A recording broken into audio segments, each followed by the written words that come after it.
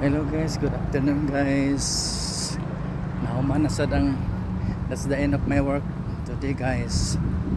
And you know what guys, ako lang i-share sa inyo guys. Dito sa Canada guys, particularly here in Toronto, kung magsakay kag bus, dili ka makataka-taka og para sinasa. So mayroon silang designated na bus stop area. Like for example, this street. So naay designated na bus stop datos unahan ug naa po diri guys kana siya. So diha kita mo formal o para sa bus guys para makasakay ka paingon dadto sa subway train station. So naay tao guys naay tao ulat og bus. The same anang babae. So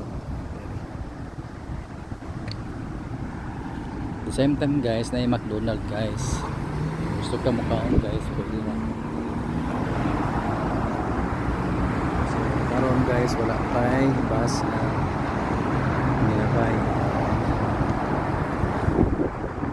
so magulat pa guys sa bus. Karon diri guys is medyo kaulan guys kanina pati summer na dito guys. So hanggang ano pa to siya, September, mid of September summer dito.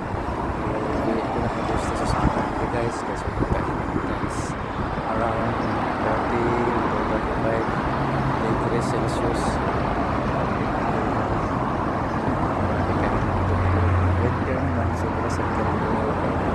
So other words, ang gusto ko sabihin na dito parang spring ra o sana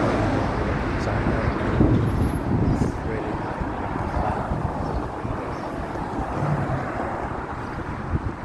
kapag yun guys wala pa yung bus guys, we are still waiting for the bus guys.